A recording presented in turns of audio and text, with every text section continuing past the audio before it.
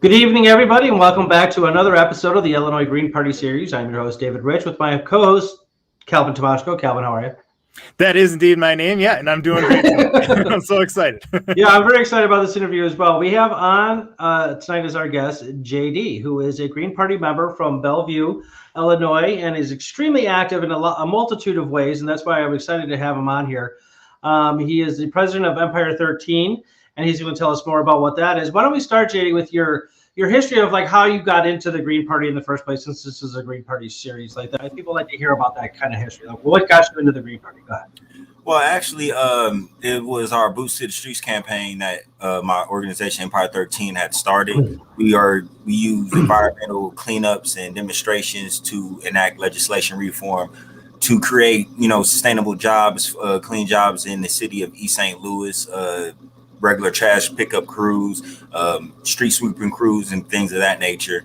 And so through our efforts and our cleanups, one of the Green Party members actually reached out to me, and just our ideas and what we want to align as far as, especially on the environmental justice side, especially addressing environmental racism and justice reform in the Black community. So our ideas aligned, and after that, my organization reaches out and connects and has built a coalition across Illinois. So it's only natural for it to happen. So, but it was a great meeting and a great collaboration. That's very cool. How long ago did you become a member? Say a member, probably it hasn't been. When I ran for mayor of Belleville, I was endorsed by Illinois Green Party. So that was around last year. I want to say April was the election, so around that time. Okay, very cool, very cool. Well, yeah, we're glad to have you as a member for sure. As active as you are, getting out there in Bellevue and East St. Louis and trying to do the right thing. It's great that you're a part of the party, and hopefully the party is reciprocating and giving you at least some moral support, if nothing else. And we're going to get to something at the end of the show, but we're going to save that for last. So why don't you tell us about Empire 13, its history, its inception, and what it does? Yeah. Well, Empire 13, we're a grassroots activist organization based out of Belleville, Illinois. We work in the St. Clair County region. And we started protesting the racial discrimination that me and my other Black coworkers were facing at Empire Coverage Systems in Belleville, Illinois. We would submit our grievances for racial discrimination claims, for acts of us being assaulted, spit on, cussed out, unfair labor work. We're getting more work than our white co-workers.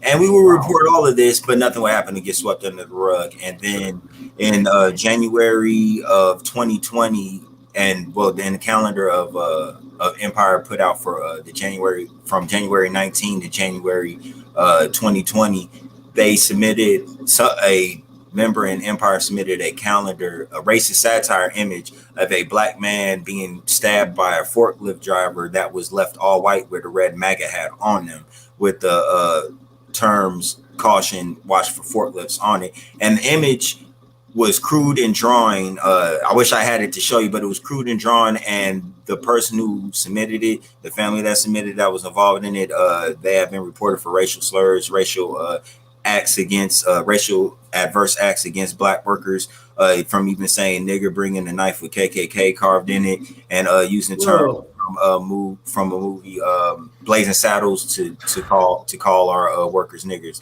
and nigger rigged and stuff like that.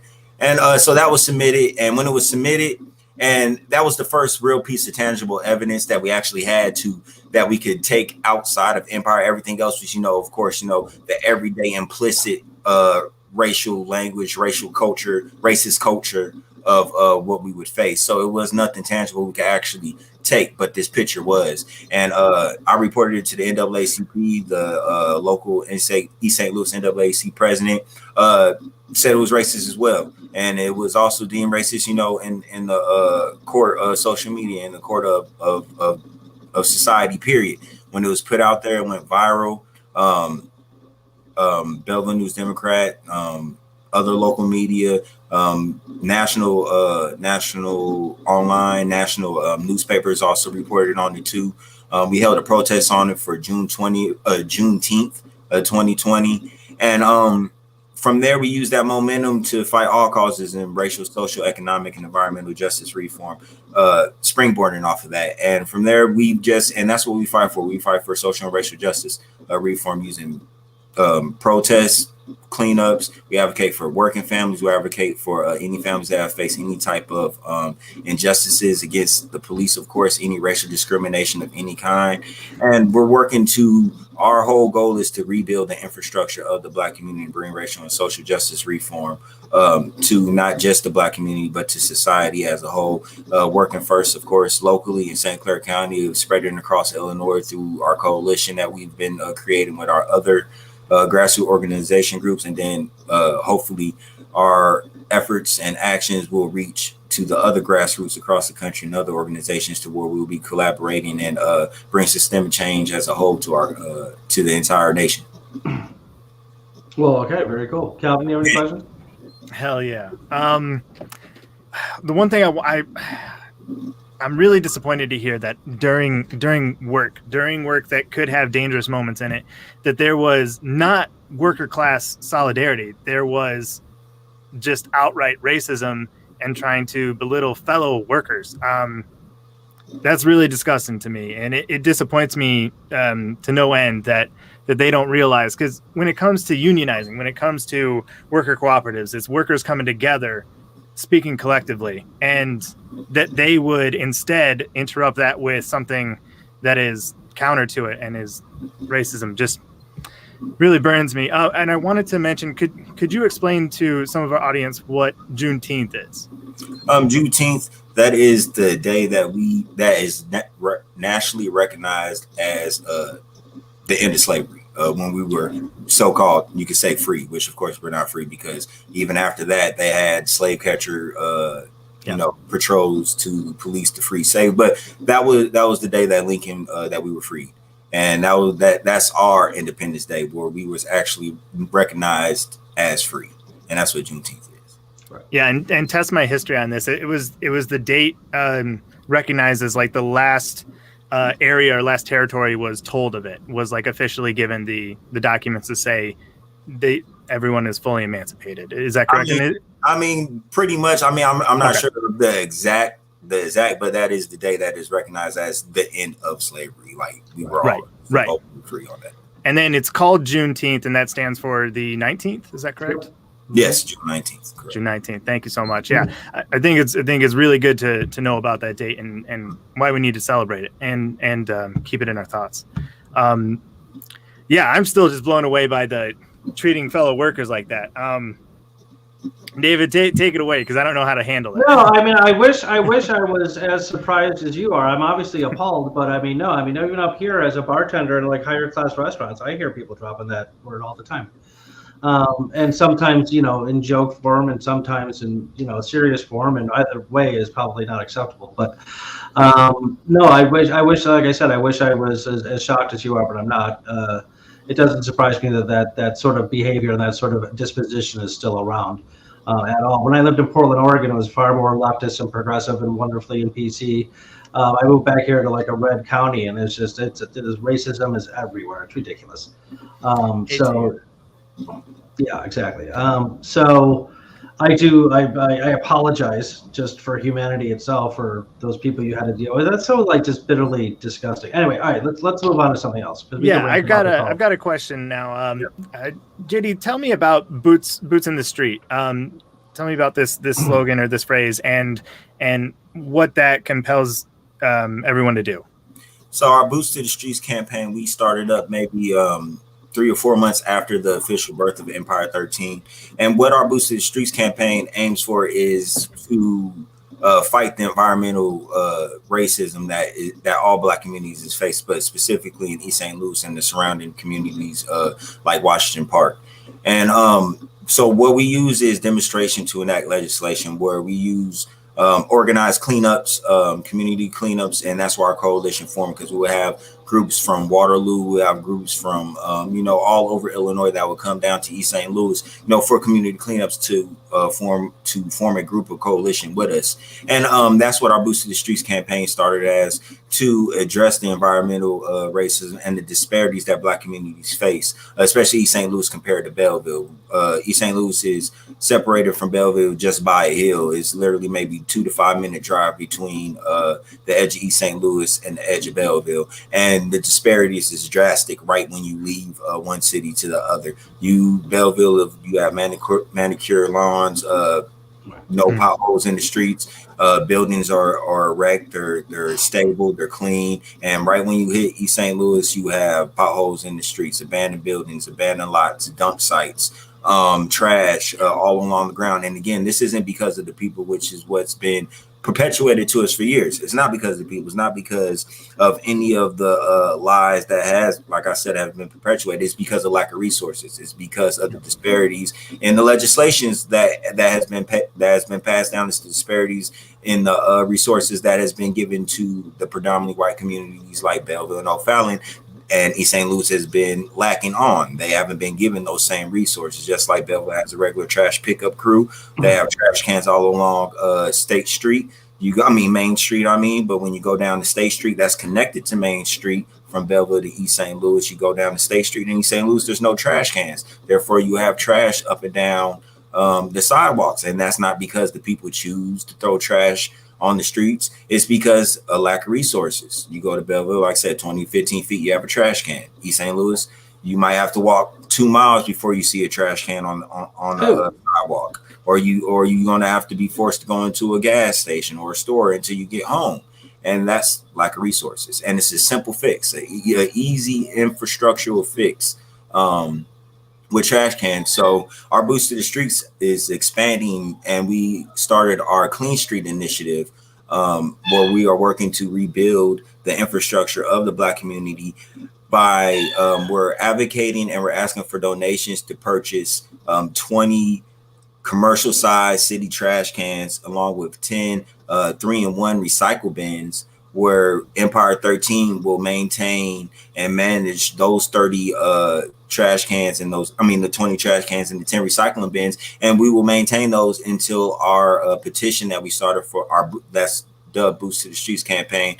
And our petition is fighting for regular jobs, clean jobs, trash pickup crews, rebuilding the infrastructure, asking for laws and mandates to be passed down from the state and federal government to ensure that these resources are allocated to the Black community. So we're going to maintain that until our petition is passed and the state and federal government creates these jobs for the Black community and create this trash pickup crew that will drastically help in rebuilding the infrastructure of East St. Louis. But our Clean Street initiative, I feel, will drastically change the infrastructure and change the face of State Street immediately. The fact that there will be trash cans on the streets for the people to use.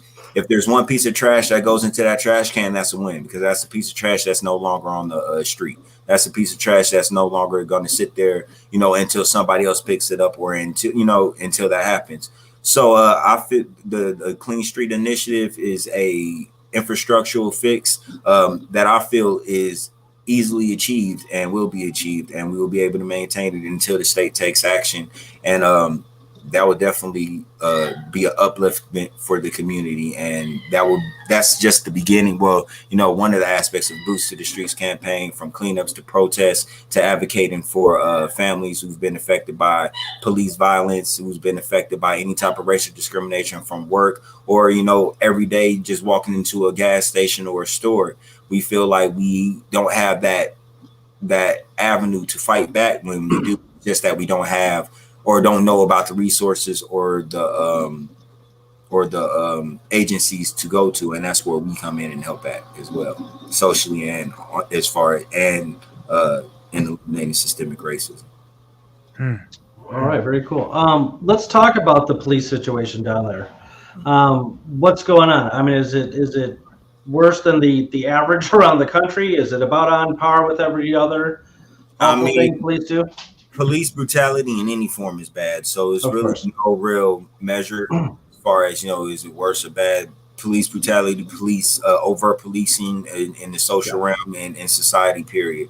And what's going down, what has happened, what I have spoke on recently is two incidences that's evolved disturbingly to me is black teens. One incident in Fairview Heights, there was a incident where there was a lot of teens, and the majority of them was black, and there was an altercation where an officer was breaking up a fight between two teenage black girls, and in the process of breaking up, he chose to use his closed fist to punch them apart while they were grabbing, you know, their hair or their hands. And in the process of doing that, he punched one of them in the back of the head. And where the problem is that when he punched her in the back of the head, and it's on camera, it's clear footage of him doing it, the Fairview Heights Police Department still said that he didn't do it. And the girl, the teenage girl, has been treated for, you know, concussions because of, and there's clear video of it. And that's just one incident. The other incident that's even more disturbing is a 17-year-old underage black teen was attacked by a canine, by a Granite City canine unit dog, and was bitten in the leg for well over 7 minutes. And this teen did nothing wrong. He wasn't arrested. He broke no laws. He wasn't resisting arrest. He gave the officers his name. He did everything that you were supposed to do for that not to have happened, yet he was still attacked and mauled by a dog. And this is again another underage black teen, and that happened within the span of 30 days of themselves in the same area, from St. Clair County to Madison County, but it's within the vicinity. And it just goes to show, like, it has to be addressed. There's a problem. There's an issue. Would this had happened if they were white teens? Would this cop had used closed fist punches if this was a blonde-haired, blue-eyed white teenage girl? Right. If it had looked like her, if it would have looked like what his daughter could look like if he had a daughter, would he have used closed fists? Would this K9 had attacked this black teenager if it was a white teenager? Would that have happened?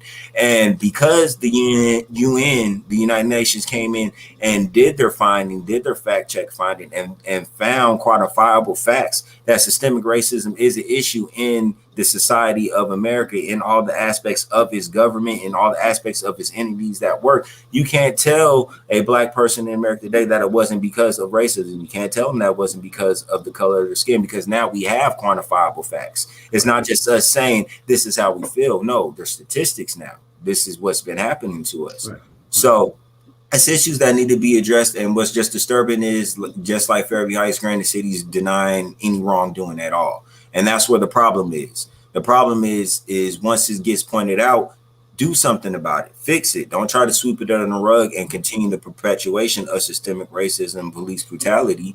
Fix the issue. And that's where the fight comes in. And that's where the fight comes in, from addressing environmental justice to addressing the social justice. It's taking accountability. It's the lack of accountability in those who are in power right now. So is Empire 13, or are you gathering up anybody to fight against these police abuses? Are you marching? Are you protesting? Are you emailing mayors and senators and so on? And yes, we advocate and we fight in every way we can, because that's what it's going to take, from emailing our senators and state representatives, holding protests, demonstrations to call for justice, enacting petitions, everything, calling for solidarity showings at city hall meetings in Fairview Heights and Granite City, showing the local government and showing those that are making these decisions that we're not just going to sit by and let it happen. We're not just going to sit by and let this continue to happen to anybody. When it comes down to overt policing and police brutality, black or white, yes, it's definitely overtly used against black people. Of course, the overt police and police brutality is extremely overtly used against black people, but it definitely happens to our white allies as well. So it needs to be addressed, and that's where the accountability factor comes in. The accountability is, if you're an officer, do your job. You are a servant. You're not in the military. You're not here to be the judge, jury, and executioner for anybody.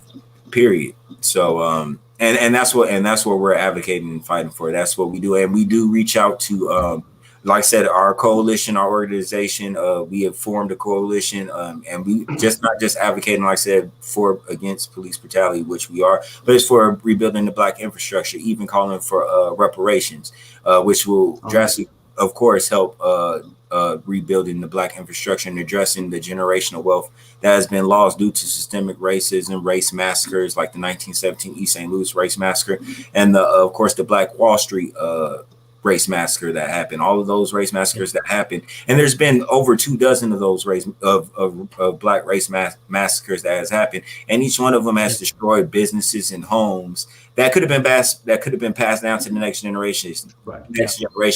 Businesses that could have been Fortune 500 companies, homes that could have been passed down to kids that are no longer there, which in turn perpetuated systemic racism, putting us behind everybody else in this country. So our coalition is forming and is growing and it's strong. And yes, that's what Empire 13 is. We're advocating on all those avenues. That's great. That's awesome. You're obviously doing a lot of good stuff there. Yeah, no, I just want to there was a sergeant for the Lake County Sheriff's Department on my radio show like last year or so, and talking about Derek Chauvin and George Floyd and the entire systemic racist issue. And of course, his department doesn't do that. Which I've already heard from friends of mine who are African American that they get pulled over for. Well, you were driving a little too close to the line. What do you mean too close to the line? What does that mean? It's because I'm a Black woman driving a Mercedes. That's why you pulled me over. Period. Anyway, but I would like to quote him because it was really a good quote. I hope everybody remembers this. Is that he even said, he's like, we get our authority over you from you, which is very important. That's the democratic part of it all. Is we elect people who actually hire chief of police, and there's a whole, the hierarchy down the line but it comes from like a mayor. A mayor is commander in chief, if you will, of the police department. At least in most cities, as far as I understand. They can fire the chief of police if he doesn't like what they're doing, or she, that kind of thing. And that comes from our voting, prowess. That's from who we choose to put in those offices. So just remember that the police get their authority over us from us, and we can take it away. Exactly. 100% we can, without getting violent, without getting crazy about it. There are avenues by which it can happen, but you got to get involved. You got to start paying attention. You got to get in there and start. Again, writing your mayor and so like this is BS. We're not going to put up with this. You can't do that to us. Showing the statistics that show the disproportion of effect on African American communities versus white communities, that kind of thing with police brutality. I mean, the statistics clearly show it, like you say that. You have like X amount of African Americans in the distribution of the population, and like the amount of like arrests are like way up here, with whites having a lot more of a population in this country, and the arrests are way down here. So there's something wrong there. Clearly something is going on there. Now Molly Mae Brady is watching. ACAB, yes, I tend to agree with that too. But if everybody knows what ACAB is. So anyway, Calvin, sorry. I want to echo that because I think, yes, through our electoralism, we do get to have some say over who gets to not appoint the sheriff, but who gets to work with the sheriff's department, who gets to rein them in. You get to, I think in most areas, vote for sheriff.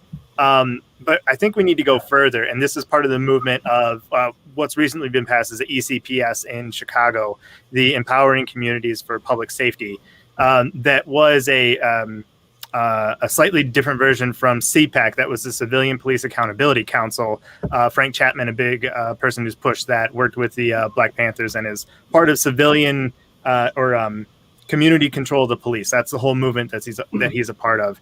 And I think that's beautiful because right now you've got the FOPs, the Fraternal Order of Police, protecting police members who we know have done wrong. We've seen them do wrong on film, and then insist that they protect them. And then, if worse comes to worse and they get fired, then the FOP is going to work to get them a job the next town over. And that's just unacceptable. What we need is community control of the police right now.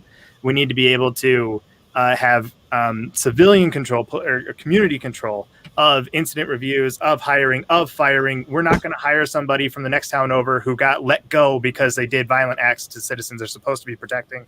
And priority setting, budget allocation, and ECPS almost does that, and we're looking to expand it even further. What do you think, JD, of community control of police? When it comes down to And are you saying as far as like reallocating resources of what police do, like adding in social workers and things of that nature? Oh yeah, when I ran for mayor of Belleville, that's exactly what I was preaching. Nice. When it comes down to that, like just even the increased patrols of traffic stops. I mean, the traffic stops, but traffic stops leads to the majority of the deaths from police incidences is traffic stops. Like, why is there so many?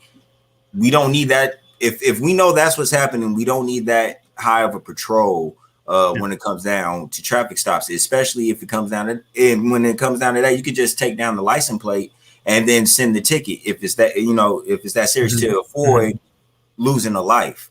And when it comes down to community, getting involved. Yes, when it comes, we need social workers. Not only do we need social workers, we need the social workers that will represent the neighborhoods that are getting the calls, that are getting those calls. So we won't have police going and escalating the situation that is two family members that are disputing over something, or a husband and wife that is having a problem. We have a social worker that be able to go in there, de-escalate the situation, and actually handle it, instead of having a police officer who knows nothing about any type of psychological makeup or anything on how to actually really help the situation out, other than throwing handcuffs on somebody, or just using overt force just to try to, quell the situation how they feel. So I feel that is definitely needed. That's JD, that's what I was meaning. What I meant to say was no more the police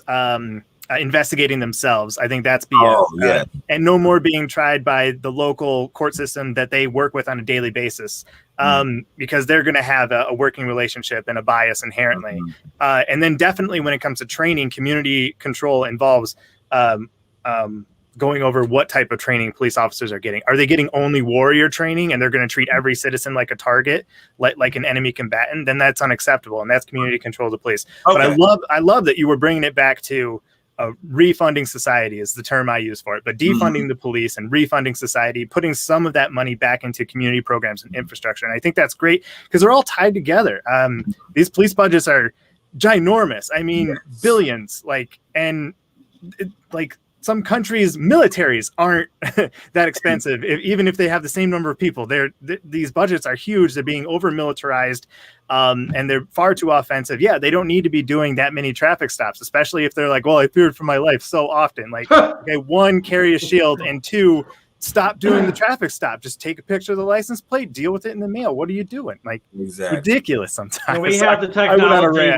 No, that's okay. You're absolutely correct. We have the technology now. I remember in Portland getting a traffic ticket in my mailbox, because I didn't even know, I never got pulled over. It's just I was speeding. This little camera found that I was speeding, took a picture of me, and said, here's your ticket. So you could probably get rid of all cops driving around on the streets if you just did that. Now, I'm not a big fan of the Big Brother thing either, but if it's one or the other, I would definitely take the cameras on the streets with no cops on the streets than the reverse. But yeah, I mean, these community-based, community-centered policing is really just, you have a board of community members voted in, I would assume, and the cops have to answer directly to them. The community you're policing, you have to answer to that community directly, and they can fire you if they don't like what you're doing. They can hire somebody if they, that kind of thing. Like the community itself, literally directly has all the power over the cops. That's awesome. And you can't be elected if you've formerly been an officer or if you've worked for the DA. I like it. And you need to have 3 years of community service experience before you can put your name in for candidacy. So it's a pretty cool system. I hope it keeps evolving. Just wanted to run it by. This is my first time actually hearing that. Cool. It's a good one, man. I thought it was the other one, the like defunding the police, right?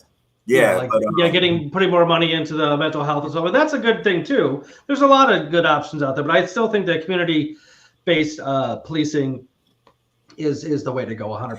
That sounds like a great idea. That actually falls in line. I'm glad you like it. That falls in line with and I'm going to butcher this name because I always do the participatory budget that I was not advocating for. That was on my platform while I was running for mayor, where the citizens will be able to allocate a portion of the city budget to what they deem it needs to go to. So it's again community based right there. The community will be able to say, hey, we want to rebuild, this infrastructure. We want to, we want this. They'll be able to allocate, $1 million or $2 or $3 million, and they'll be able, the community as a whole be able to vote on it. So that would pretty much same thing going to police. I mean, that is, I like that. Yeah, no, it's really quite cool. Holds up accountability. 100% accountability, because you're being held by the people that you're policing. I mean, that's all there is to it. So that's very cool. Yeah, there's a lot of other things to address with like the militarization accounts, like the over budgeting of funds to them. There are small towns in this country. The police departments have tanks, literally have tanks that just sit there and do nothing because they don't need them. Okay, I mean, this is Mayberry. You don't need a tank, and all sorts of crazy. I mean, just in Mundelein, Illinois, where I'm from, it's the town right next to me. I mean, it's like the 14th safest town in Illinois or something like that. And these guys are walking around like they're going into Fallujah. And it's just, the bulletproof vests and the guns everywhere, and 3 guns in the car. And I'm like, good Lord. I'm like, we're paying for that. And also another thing to remember too, as far as like how we are the ones paying for everything.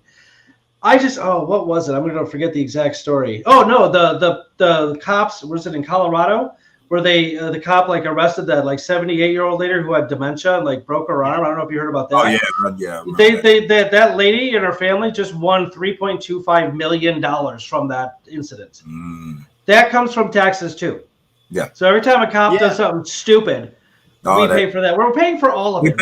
We're paying for them to beat us up, to kick our ass, to shoot us, to harass us, to bully us, to be just rude and disrespectful toward us, for all of their equipment, their entire police department, their pensions, their insurance, everything. And for every time they do something stupid like that, we paid for all of that. And they have absolutely no respect for that whatsoever. They do not care. Their cops do not. They think that we don't answer to you. We don't care. We are your authority, that kind of thing. It's just unbelievable. I can't stand cops. Anyways. Small rant. No. Cops just pissed me off. Anyway, Molly Mae Brady also said somebody needs to run against Cook County Sheriff Tom Dart. I guess, Calvin, so it's amongst the three, you're the only person that lives in Cook County. That would be up to you. I'm already in agreement. Because I haven't heard good things, I'm assuming it's bad things. So let's get rid of them. Let's get somebody who will answer to direct democracy. I'd love that. JD, I'm so sorry we got off course. We love talking about growing police accountability and improving those systems. Let's try to get back towards the actions that you're doing. So you've been working with Empire 13. You're the president of that group. You guys have done demonstrations. You're doing everything. You're contacting legislators. You're showing up. You're doing protests. You're going to the city hall meetings. Is there anything coming up? Are there any actions that are planned that we should let the audience know about? Yes, actually, this Saturday we have a community cleanup going on in East St. Louis on 61st Street. We'll be clearing out large debris, clearing out overgrown brush, trash pickup, of course. And this is, again, a demonstration act legislation. We're going out and we're going to do the work that the government should be doing. We're going to be doing the work that's being done here in Belleville and in O'Fallon. And we're going to keep doing the work until, of course, legislation is passed and reform comes. And that is this Saturday. We're starting at 9 a.m. We'll be going from 9 a.m. to 2 p.m. That'll be on 61st Street and 61st Street in East St. Louis. And as I stated earlier, we have our Clean Street initiative starting up to help rebuild the infrastructure, where we'll be putting street cans and commercial sized city cans, trash cans on the street of State Street in East St. Louis. And we have a GoFundMe up for that right now. You could go on my Facebook page and Empire 13 page as well to check that out if you would like to donate. And also for any volunteer opportunities, you can also go on that page and you will see the information for our cleanup coming up this Saturday. We've been doing voting outreach as well. And I believe David had kind of touched on it earlier that outside of voting, we got to get in the seats now and get voting awareness up to get the voting up, but to get our community stakeholders, are the people that really care, the people that's going to fight for change in the seats as well. like you said, community based. We're the ones putting them in the seats. We're the ones paying for them. We're the ones who is funding all of this. So why not put the people that are going to advocate and fight for what we want in the seats? And we have the power to do it. The power is in the people. The power is in unity. And they've been using, lack of information and keeping away from us, to keep the status quo going. But that status quo is ending because we're all seeing what's going on now from all facets of life. We're seeing everything now, and we're coming together as one. And so we see that changing happening. We're definitely advocating and pushing hard for that to get the community stakeholders inside the seats, inside the precinct commissioner seats, inside the county seats. That's going to affect real change in the neighborhoods and in the communities that need it the most. It has been, of course, affected by bias laws of this country. Absolutely. Anybody who doesn't think that systemic racism exists in this country does not understand American history. There's 1,000 different examples, and it's not merely slavery. Obviously, that was a huge origination of a lot of the things that happened afterwards. Just the white person's disdain for African Americans after they were freed. Again, this whole notion that a government can make you a slave or a free person is just beyond me. But there's there was the Jim Crow laws, there was redlining, there was a lot of collective activities against like you said, hunting down people. And by the way, the 14th Amendment that frees the slaves, after the first sentence does that. Now, if you keep reading, it shows, and we still have this today, that unless you're a prisoner, if you're a prisoner, then they get to kind of throw you around in the system any way they want to, as if you were a slave anyway. So what happened after the Emancipation Proclamation is that, again, like you talked about earlier, JD, is that they just got these collectives of supposed police authorities or legal authorities to go around and really just sort of arrest African Americans for petty crap, put them back into the penal system, and now you can do whatever you want with them. Mm-hmm. It's unbelievable. What happened? I'm trying to keep it clean. Yeah. And then again, there was the Jim Crow laws, there was the redlining, and there's all sorts of residual effects. Segregation. War on drugs. War on drugs. That Reaganomics. No, man. That guy. Killer Mike does a good song on that one. I like that. Oh, yeah. It goes over Reagan. I love that. I'm going to link that. I'm going to put that in the description. And David, I'm sorry. It was the 13th Amendment. You said 14th. It was the 13th Amendment. 13th. Sorry, I apologize. Yeah, and it says, it pretty much says slavery can exist inside the prison system, and then all of a sudden our prisons exploded, and we keep building new ones, and we keep filling them. And right? Why is that? What's going on? Weird. You see, even jail county inmates working on the side of the roads, doing all that stuff. I know, and I remember. A long time ago, because I'm old, when I first discovered that whole thing, I'm like, oh, that's a good idea. It's having prisoners get outside and pick up trash. Until I thought about it, I'm like, wait a minute. These guys aren't getting paid for the labor. That's not right. Nope. Okay. Just because you're a prisoner, first of all, there's a good chance that you're not actually guilty of the crime you're in jail for. So there's that issue. But even if you are, you're still a person. Yeah. Okay. You don't all of a sudden become not human being because you got arrested for something. Anyway. And the reason why I say county jail, though, because what does our system say? You're innocent until proven guilty. So when you're in the county, it is what it says. But when you're in the county, you're innocent. But they have you out here doing work for free. That's how is that you're possible? Awaiting trial. You're awaiting trial. And the only reason why you're in there is because you don't have the money to pay for bail. That's a war against the poor. You're only in there because you're forced to do slave work on the side of the road because you can't pay because you're still innocent. So it's a racket, man. Yeah. It is a total racket. I had a buddy who was recently just got dismissed from Lake County Jail, and he was in there for over a year. He's like, it's a total money making machine. Yeah. That's all it is. Yeah. He said there's people in there for like several years that are still waiting for their trial. Mm-hmm. So the Supreme Court actually got rid of due process during the pandemic. Just got rid of it. What?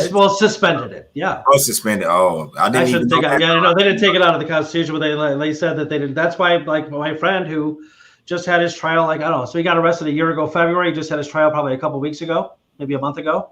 Right? He's been in county ever since, just waiting for his trial. Because he couldn't afford to pay the thing, the bail. Suspending due process in there out of nowhere. A friend of mine is actually a judge, And I said, how could they possibly do this? She's like, it's a public health issue. I'm like, public health trumps rights? And she's like, yes. And I'm like, okay. I mean, I don't know. That sounds. I don't know why they can't go hand in hand. Why can't they? She's like, there just was no way that they could actually hold the trials. And I'm like, bull crap. I'm like, yes, they could. There's all sorts of options. There's all sorts of options to do it. You know, I don't know. I mean, Derek Chauvin got his trial right away. You know, I mean, so don't tell me you can't do it because you just did it. Okay, you know. Anyway, I'm sorry. Yeah, ridiculous. And even if they do get paid a wage, they're paid a very, very, very small wage. At most, I've heard like $3 an hour, and then that sounds like, oh, they're getting something and they're getting free room and board to some folk, but that's ridiculous. What happens is they get charged for that room and board. They have a bill once they leave, and then there's ridiculous price gouging, like with phone calls. You'll hear of like it's $10 a minute for a phone call. It's ridiculous stuff like that. Where and plus. They have them work in factories and make products, and those products aren't labeled like made with slave labor. They're just sold as usual products. Not that we treat the global South much better, but it's awful either way, and it should have to be put on the label. Instead, they think it's coy to say "Made in America."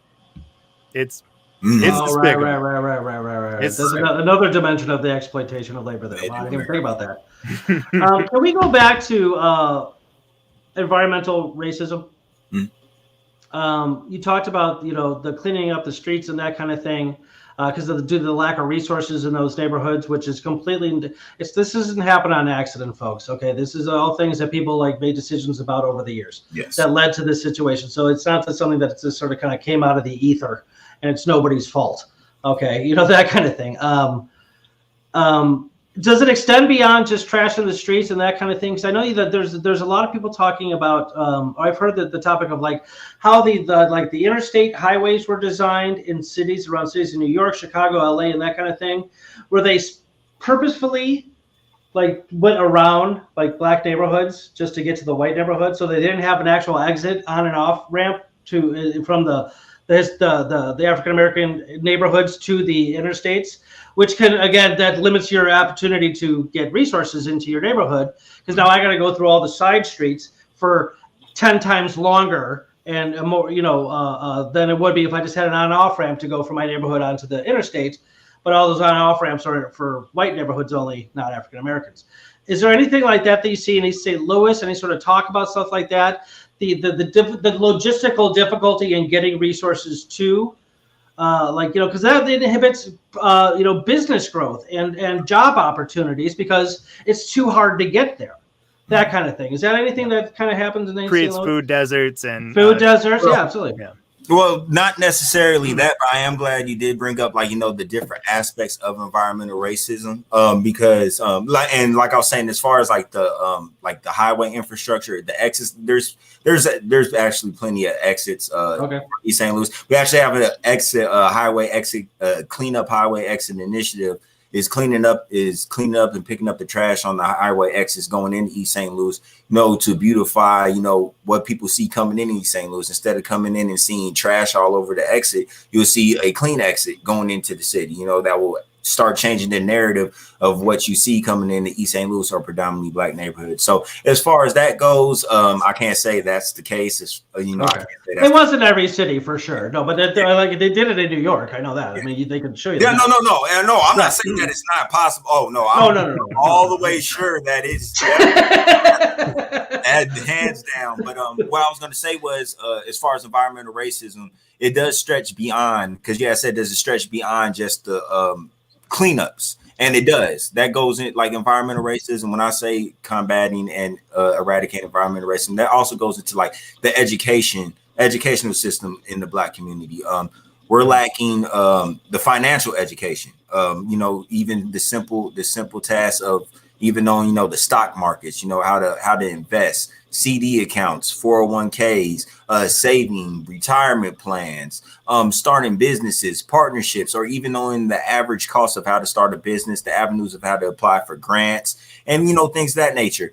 That is environmental racism because our educational system has been disproportionately affected due to the laws and the lack of education into our environment within our community. So just saying that's another initiative that we also have going to increase the financial education within the East St. Louis community, Washington Park, and predominantly Black community, of course, in Illinois, to rebuild that to start building that generational wealth back up and teaching financial literacy to the children and adults as well. Our program, the Phoenix Project, is, we teach from 8 to senior citizen, and that's what we're teaching. What I just was going over, the CD accounts, how to invest in businesses, apply for grants, loans, how to invest in the stock market, how to use stock market apps like Acorn and Ameritrade, things of that nature, to start teaching that to our kids in our community. And so they can start learning that at home, and the parents can learn it too, that can teach it to the kids, and the kids are learning it. That will, of course, they'll pass around, and they'll actually start becoming a conversation. And our main goal, hopefully, our main goal, which not hopefully, what we will do with the Phoenix Project, is implement that curriculum that we created into the District 189. So those financial classes will start being taught to kindergartners, first, second, third grade, just like the politician kids. I read an article, Obama's kids, Bush's kids, and Clinton's kids, they all went to, of course, private school. But in those schools, in third grade and second grade, and I read this, they're learning about the stock market. They're learning about, they're learning about global issues. They're learning about how the economy in China or the economy in Russia can affect the economy in America in the third grade and second grade. So I'm like, whoa, wait a minute. Why are we getting taught this? So, and that's where the initiative for the Phoenix Project came from. Because they don't. Go ahead. Yeah, go ahead. They don't want it in our curriculum because they don't want poor people becoming president. Anyway. Exactly. But no, you're absolutely right. It's definitely a war against the poor class in America. It definitely is. And I was just bringing that up because, like you said, just environment racist stretches beyond just the look and the trash pickup. It goes into the aspects of our actual society that we're actually going to have to, get the environmental reform, not just cleaning up, but in our entire actual community. So I'm glad you brought that up. Thank you. Well, good. No, good. So we have about 14 minutes left here, and I want to get on to a topic that is exciting to bring up. Recently, JD and Anna Schiefelbein had a conversation. Anna is our behind-the-scenes producer here, the Wizard of Oz behind the curtain, as I call her. And why don't you go ahead and tell us about that conversation, JD? Oh, that conversation. I'm not gonna speak on the conversation yet, only because everything is, we're oh, okay. Are you still working on it? Oh, everything's still going. Yeah, when it comes, we'll have you back on when it becomes official. I'm sorry, I thought you had already decided. And that's why everybody needs to follow these social medias here. There you go. Could you say your Instagram? I'm sorry, I didn't get that one pulled up in time. Oh, for Empire. My Instagram is Empire_13 for Instagram. Mm-hmm. And then also Instagram is JD Dixon 914 for Instagram. Yep. Mm-hmm. Got it. But yeah, I'll make sure to put that in the description. Thank you. It will be dropped soon. But yeah, when it comes down to that, same thing.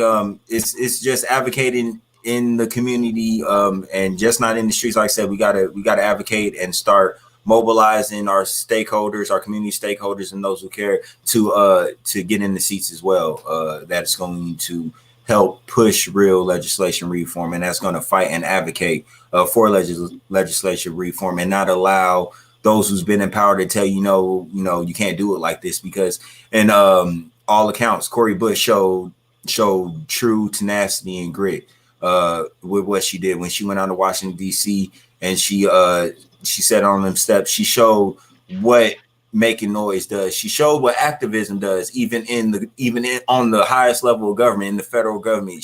Her actions mobilized the people, brought the people together, and made even the president make a move, made the government make a move when they didn't want to make a move. So nobody can ever tell us now what the power of activism can't do and what the power of the people can't do when we get the people who want change in those seats. So just imagine if we had 50 other Cori Bushes, 100 other Cori Bushes in the seats. Oh my gosh. So real reform. Yes. So, and that's what we're advocating for. We see the blueprint, and the blueprint has been shown to us from our activists, founding fathers and mothers, Rosa Parks, Malcolm X, and Martin Luther King. We know legislation reform is how we bring real change. We have to make noise. We have to bring the good trouble, but all of that has to ultimately culminate into legislation reform and get the laws changed that has been used against us proportionally for decades since we've been here. Yeah. Speaking of legislation and working within electoralism and the ballot box, is there any opportunity for ballot proposals at either the city or the state level? As far as what do you mean by to pass something that you guys are hoping to get addressed legislatively? So what I found out and where my initiative, my petition initiative came from is in the state of Illinois, action petition, community petition has the power to enact legislation reform, get it to the General Assembly and where it can be heard. Now on the local level, if that's what you're asking, I'm not too sure on the local level as far as that goes, advocating for any type of ordinances to be changed. But what I am doing on the local level is pushing for the crime-free, and I always say the deceptively named crime-free housing ordinance here in Belleville that is actually rooted in the war on drugs from Reagan's era, of course, and that has been shown in the court of law to be disproportionately used against the Black community to enact and even promote Jim Crow, keeping the Black community outside of predominantly white communities like Belleville. And it's also been shown to even be disproportionately used and against domestic violence victims who's in a domestic violence situation but is afraid to call the police, because when the police are called to your house, whether somebody's arrested or not under the crime-free housing ordinance, you're still subjected to be evicted if that officer calls the landlord and says, hey, I was called here, nobody was arrested, there was no crime committed, but I don't want them in your house no more. And like the statistics will show you, those who've been affected by the crime-free housing ordinance the most has been Black families. So, and that's something that on the local level, like I said, there's nothing really that I've found where you can push to have it, vote on or removed. But of course, applying pressure and letting it be known like, hey, this is wrong. And the fact that in Granite City, there's a lawsuit against the same style ordinance in Granite City, Illinois as well. There's a lawsuit against it where it's been shown to be disproportionately used against Black families. Holds more merit and weight to it, but that is also something we're also advocating for. Yeah, we're fighting. Yeah, there's a lot of causes going on down there. We got a lot of fronts. Yeah, we have them all going on. True. Very cool. Keep it busy. What was I just going to ask you? Oh, do you get any pushback, negative pushback from like local law enforcement and stuff like that? Do you get cooperation, or are they pretty much silent on what you do? So let me see. Or community members. It doesn't have to be. Yeah. When it comes down to when it comes down to police force and at least local municipalities just as a whole. East St. Louis, Mayor Robert Eastern, he's been really involved in our Boost to the Streets campaign and involved with all of the local groups in East St. Louis, from the REC team, Regular Everyday Citizens. That's another community-based activist group that helps in community cleanups. And he's been active. The city council, the city as a whole has actually been active and participating with us on cleanups and actually helping to advocate for us. And that's in East St. Louis. Of course, the other municipalities around and police officers is, I would say, probably the same pushback and kickback that every other advocate and grassroots activist organization is getting in every other state. But nod to, of course, the East St. Louis municipality for the help and the work they have been doing, because they've been doing more than any other municipality that I've seen in St. Clair County or anywhere else around here. So, but yeah, as far as that, outside of that, I would say just the same. No participation from the police. No, any type of outreach like that, except for Illinois State Police, which they've been working with East St. Louis State Police. So that has been, still trying to work towards, reform period. and how that change is going to look to where we get real change, because that's what we want.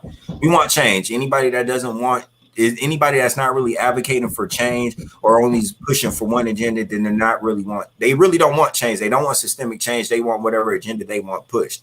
When you want change, when you want true reform, when you want racism to be eradicated, when you want the social elements of society to be eradicated, you're gonna fight for the change that is needed. You're not gonna compromise, but you're gonna fight for the change that is gonna sustain that's gonna sustain what you want. That's gonna sustain the new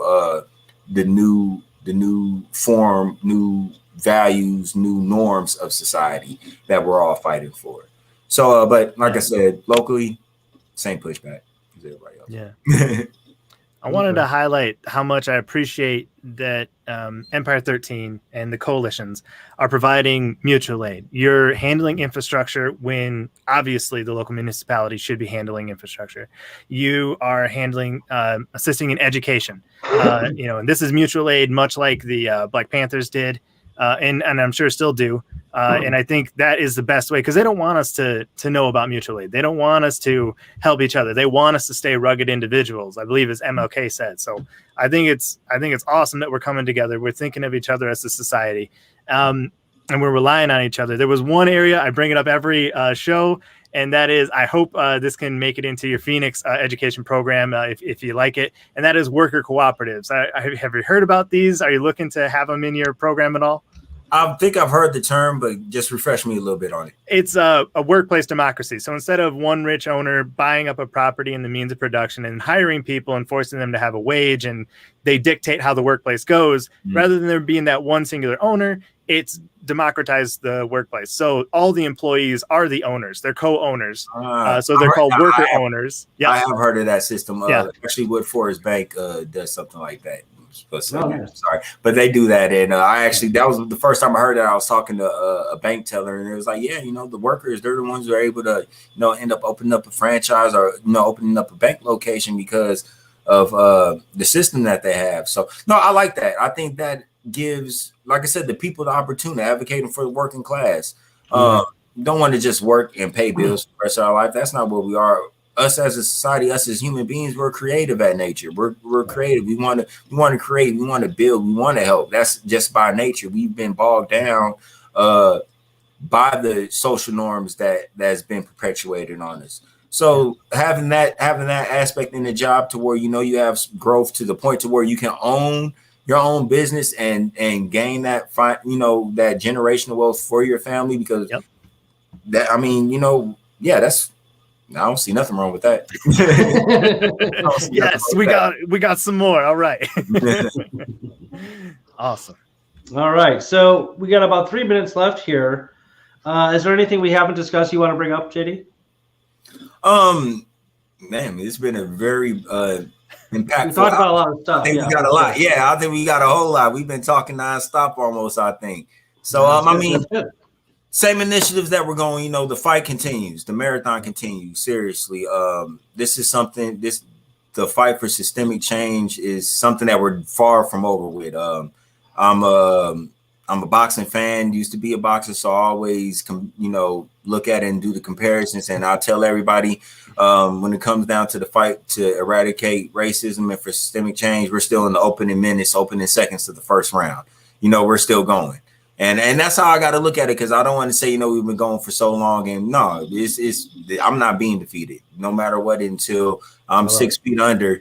I'm going to be advocating for change. I'm going to be advocating for systemic change for my people and for society as a whole, because what has been going and been perpetuated has been, like you said, perpetuated by those who gain those seats of power and push their agenda down. And that's what they did. And I know we only have a few minutes left, but research that I've been doing, just like with the terrorist group KKK, I read in the 1920s where they mobilized and they did a massive countrywide campaign for, Senate seats, U.S. representative seats, local municipality seats, and they swept them across the board. And that's where a lot of these laws for that perpetuate systemic racism came from, were anti-lynching laws. Not one was passed because they mobilized and they did that. And And it was evil, but what they did, that same strategy is what the people have to do. We could do the same thing. We use the same strategy, mobilize and get the stakeholders in the seats, and then bring systemic change and end systemic racism the same way they brought systemic racism in, taking them out, us going in, being in the seats and being in the streets at the same time. That's very cool. Being in the seats and the streets at the same time. I like that. That's a slogan. Is that your slogan? Yeah, I think I'm going to run with it. I came up with it. Dude, do not forget that. I'll text it to you so you don't forget. I hope you're right. I hope that, politics is a very important part of any community, any society. It's where people get together, again, hopefully representative and, in a democratic fashion, get together to decide how, community is going to run. What kind of infrastructure you're going to use, what kind of businesses do you want to have, what kind of businesses do you not want to have, and the list goes on and on. Politics, it comes from ancient Greek word politik with a K at the end instead of a C. Aristotle advocated for it. That everybody has a special little place in their character for politics, for being concerned about a community and what it's going through, especially the one you're participating in. So politics is important, but I just hope that that we get it in enough time, because we didn't even talk about climate change. We talked about environmentalism for sure, but there's such a huge amount of urgency involved in climate change. I'm not sure that politics is going to be the right avenue. I don't know. I mean, I have no idea, because too many of the politicians that have all the power aren't listening. And it is happening. And if you don't believe it, you're wrong. And your disbelief is very dangerous for the rest of us. Anyway, it's 8 o'clock. JD, yeah, one more thing. I just wanted to say, JD, thanks for coming on, and I appreciate the views that you had. I think it's important that the working class views all instances with an intersectionality lens. We need to care about the people in the Black community, especially facing racism still integral in our systems and overtly, apparently, which is disgusting to think about. But thank you so much for coming on. I love the information. Thank you for having me. All right, JD, thank you very much. Calvin, again, always a pleasure to see you. This is the Illinois Green Party series. I'm your host, David Rich, co-host Calvin Tomaszko, our guest, JD Dixon. Thank you all very much. Till next time, be good, be green. Peace.